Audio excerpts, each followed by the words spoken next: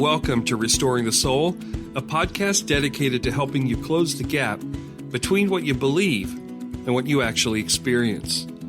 I'm your producer, Brian Beatty. Thank you for listening. On this episode of Restoring the Soul, Michael welcomes back our good friend, Morgan Cron, to discuss his latest book, The Story of You, an Enneagram Journey to Becoming Your True Self. In today's conversation, Ian reveals how each of us inhabits a broken story that runs counter to the larger story of divine grace and who we're created to be. He and Michael look at the book that maps out a guide for using Enneagram wisdom to reauthor your life and experience deep inner transformation, healing, and happiness. Not only is Ian a master teacher of the Enneagram, but he's also an accomplished author, an Episcopal priest, and a trained psychotherapist. He and his wife, Anne, live in Nashville, Tennessee. So without any further delay, here's your host, Michael John Cusick. Here we are again on the Restoring the Soul podcast with my dear friend, Morgan Cron. Welcome back to our conversations. Mike, dear friend, it's always good to be on the line with someone who knows me as well as you do and vice versa. And how cool to be talking about your brand new book, The Story of You, an Enneagram Journey to Becoming Your True Self. And you took the Enneagram to a whole new level and a whole new opportunity for folks. So congratulations on that and job well done. Thank you, brother. Appreciate it. That means a lot. This is probably an inauspicious way to begin an interview in terms of interviewing decorum. But I'm gonna start with a quote because you wrote a summary for people on page 19 of The Story of You, and I thought, that's it. I mean, I wish every book had a statement up front that was this clear. So indulge me for a minute. You're talking about choosing a new story, people discovering their story and rewriting it, and you say, listen, the sum of what I've learned as a psychotherapist, Episcopal priest, spiritual director, and as a person on my own journey of transformation boils down to one simple fact. All transformation begins with story transformation. You won't change if you don't break free from your old self-defining childhood story. This is the work we have to do, and the Enneagram can help us. I could say a closing prayer and pass the collection basket right now, but there's much, much more for us to learn about reauthoring our stories. So that's what I want to talk to you about, is the transformation work begins with the transformation of our story. So why'd you write the book? What led to go from The Road Back to You to this? I really felt like I wanted to take a new approach to the Enneagram. There are so many books out there now. After The Road Back to You, there's probably, I don't know, like 100 books have been published on the Enneagram, right? And I felt like also going back to when I first started studying the Enneagram, as a therapist, I remember, and I may have shared this with you back then, I kept thinking to myself, sure, these are personality types, but there's something more here. There's something as valuable as that on the journey to transformation. And then it occurred to me, especially after studying narrative therapy a little bit, that, oh my gosh, these aren't just personality types. These are stories that 9 kinds of people tend to gravitate toward and adopt, right? And some might argue, oh my gosh, are you kidding? There's billions of people on the planet. How could there only be 9 stories that one of which a person adopts in childhood? And I remember reading a book by Christopher Booker called The 7 Basic Plots. And in it, he's a renowned literary critic. He says, basically, there are only 7 plots in all of literature or film. And I was like, wow, isn't that amazing? And is it possible that there are just 9 archetypal stories, one of which people move toward and inhabit in childhood as a way to cope and feel safe in the world, make sense of their experience and their trauma, etc., that if they don't jettison in adulthood, that story will wreak havoc on their lives. And that's what I wanted to explore. And I tell you, I'm really jazzed about the book and about people's response to it.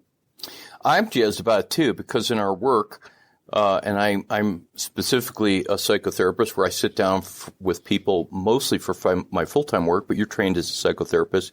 But you use the phrase in the book, this is a RX, a prescription for deep change. It goes beyond just the description of your personality, but the prescription. And I found that really helpful.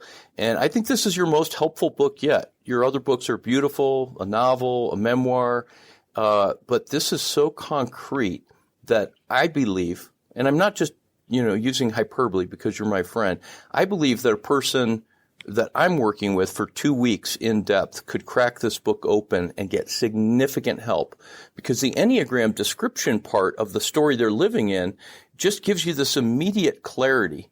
And then here's what I really want to unpack is you came up with an acronym to really practically and frankly simply help people rewrite their stories. So, you in your own journey start out the book where a sponsor, mentor says to you, do you ever get the sense that you're living in the wrong story? So for you, there was this awakening personally that then actually led to you becoming a therapist and a priest and kind of set your vocation in place. And I think that's a great example, as I could share in my life as well, that our stories have been rewritten and are continuing to be rewritten.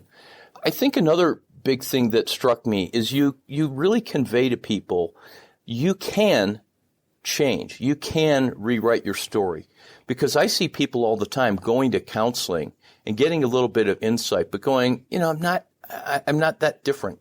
I'm not where I want to be. So talk about how you've seen people stuck and through the Enneagram move forward. You actually do that with each of the different chapters with real life stories. Well, one thing struck me in what you just said, and I don't think this is an overstatement, but isn't good therapy, essentially a person who comes to a mentor with some academic training, silently asking the question, can't I rewrite the story? Like, this story that I'm living in doesn't work for me anymore. Right. And so it's interesting. We did that weekend together on which I served as a group therapist. And man, that was a life-changing weekend for me. But it was interesting with a group of people that I was assigned to and with whom I spent hours a day in therapy. The moment I brought up the idea, and I asked them this question, is it possible you guys are living in the wrong story? You'd have thought I invented fire. Like, they just looked at me like, what did you say? And I said, yeah. And do you think it's possible that you can exit that story in order to live in a new one? And from that moment on, in every conversation we had, the word story and narrative kept coming up. They just kept using it. I wasn't using it. They were. It's like, man, this is my story. And boy, this is a broken story. And I need a new story. And I was so encouraged because the vernacular of story immediately hooks people. Like, they just intuitively get it. They just know it in their guts what you're talking about. Right? Yeah. And that was really exciting for me personally, and affirming of the premise of the whole book.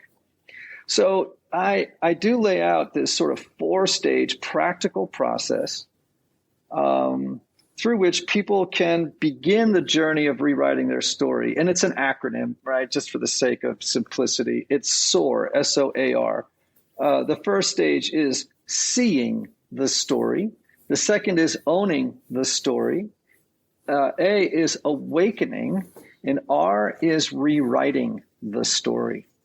And so I have done this process myself. I have walked other people through it, and I am really impressed with, again, how the language of narrative and story just accelerates change in people.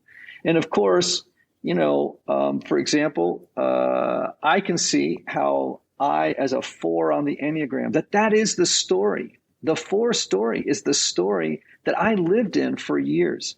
As you know, that story basically wreaked havoc on my life beginning in my late 20s. And the journey toward rewriting it has been so life-giving. And this realization that we have the freedom, we have the agency, and we have the power to rewrite our stories, which is amazing to people, because I think people tend to unconsciously believe, oh, no, I'm just stuck, right? This is how it is. These are the cards that were dealt. There's no way out of this thing. I just got to do the best I can. And my whole thing is, don't resign yourself to the old story. You don't have to. You can say, I led a group the other day, and I said, the two most important words you might need to ask yourself right now is, who says? You know what I mean? Just who says? Who says you have to stay in that story? Who says you need to keep living by the dictates of those old messages? Who says that you have no choice but to stay inside this self-defeating narrative? And they just go, you mean I have the power to look at my life and say, who says? And I'm like, dang, yeah, you sure do. And here's how you can do it. Yeah, I love that. The who says is almost like we all have this inner authority, some voice from the past that says, here's how you have to live. And this is the only story that you can live in. You made the comparison to the Marie Kondo book about organizing your home, and that famous phrase by now of spark joy.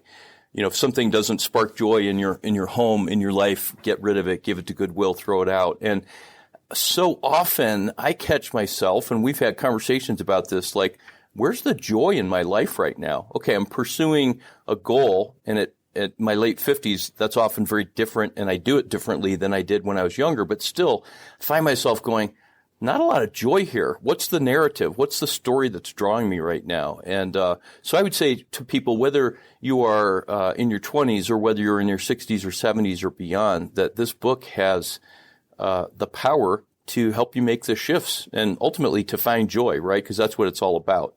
Not just changing behavior, but to be able to live out of joy. So let's talk a little bit more about the front end of your book, where you plug in this idea of SOAR, see, own, awaken, and rewrite, into each of the Enneagram types. In this conversation, I'm going to assume that our listeners know the Enneagram. But what I'd like to do is just talk a little bit more about the book, the idea of what the passions and the virtues are. And then we're going to hit pause. We're going to have a second brief conversation, and I want to invite you to do a SOAR assessment on me, to kind of, knowing my story, say, what is it that you're seeing in your life right now that you want to write a new story? And we'll kind of model this for people. You have time to do that? Would you be willing to have a second conversation? Oh, yeah, absolutely. Okay, so you describe the passions and the virtues. The virtue is that true self, the part of us that we want to honor and release. And the passion, you use the phrase, is the source of our suffering. And that was another aha moment for me, because I'm a 2, and my passion is pride, my virtue is humility. But when I saw, that's the source of my suffering, as opposed to, this is something that's a little bit dysfunctional, I'm not quite optimizing my life, but the source of my suffering, you've got to unpack that. So, yeah, each Enneagram type has a passion based on the 7 deadly sins. And of course, they added 2 more, which I think they're brilliant. Typically we think of a passion as an interest, right? An interest that we have a lot of energy and excitement about, right? In the Enneagram, that is not the case. Your passion is the source of your suffering. It's more like the word passion in the sense of a crime of passion, or when we think about the passion of Christ, right? It is about the suffering dimension of our life. So in the Enneagram, your passion is this powerful, motivating emotion, right? So for 1s, it's anger. For 2s, it's pride. For 3s, it's deceit. For 4s, it's envy. For 5s, it's avarice. For 6, it's fears. For 7, it's gluttony. For 8s, it's lust. And for 9s, it's sloth, right? Now, the Enneagram also teaches that when we confront and release our oftentimes, arthritic grip on our passion and move toward our virtue, which is kind of the antidote to the passion, right? So in your case, your passion is pride. You're a 2, the helper. What does that mean? By the way, 2s have the hardest time getting their brains around the fact that pride is their passion, or their deadly sin, as we sometimes call it. They have the hardest time seeing it, right? In part because they're prideful. Yeah, absolutely. Right? They're too proud to see their own pride. And so what does it mean? Well, as a 2 on the Enneagram, your fundamental desire, a powerful, at the core of your person, is a need to be liked. And your strategy then is to try and win the approval of others through meeting their needs, right? Now, where does the pride come in? Well, the 2 oftentimes unconsciously or kind of semi-consciously believes that they actually know what you need more than you do. They believe that they have all the time, treasure, energy, and resources in the world to meet your needs. And I could sort of unpack it more, but do you see how those are prideful stances? Yeah, for sure. I don't have needs, and then unconsciously I get my needs met by caring for your needs. I've shared this before when you've been on our podcast, but several times, and once you called me out on it, or rather, you called me out on it once, and it's happened several times since. I've called you and going, "Hey, how you doing? I'm really concerned about you, or I want to check in about you, and I'll be a good friend." And you're like, "This is one of those times you're calling where you want to be heard and seen, and ask me about you." And I've lived my whole life that way, so the story I'm writing is still coming into view. And by the way, Michael, just on that, right? That is what we would call strategic or calculated giving. In other words, there's a string attached to it. And that is a typical feature in the life of a 2, right? The helper. It's like this, I'm going to ask for your help without actually coming out directly and asking for it, right? Yep. And because God forbid I have needs. In fact, I kind of believe secretly that you have more needs than I do, that I'm less needy than you. But so to protect my pride, I can't come right out and ask for my own needs to get met. I have to do it in a kind of manipulative way, a backdoor way. And so for that too, they have to develop the virtue of humility, which we can talk about if you like. Yeah, let's do that in the second podcast when you do the SOAR process with me. I always like to share current. So what was it, about 8 weeks ago, I called you up, and this was me rewriting my story. This was not necessarily a chapter, but it was a whole section of a chapter where in my late 50s, still living with bipolar disorder, and I called you up and I said, "Man, I'm really struggling with depression." And I was just in a pit and things were low, and the first thing you said was, "Thank you for telling me. Thank you for sharing."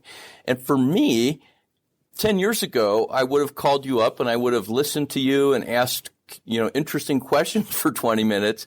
And then, at that natural point where the conversation shifts, I go, well, pray for me. I'm kind of irritable lately, and share 3%.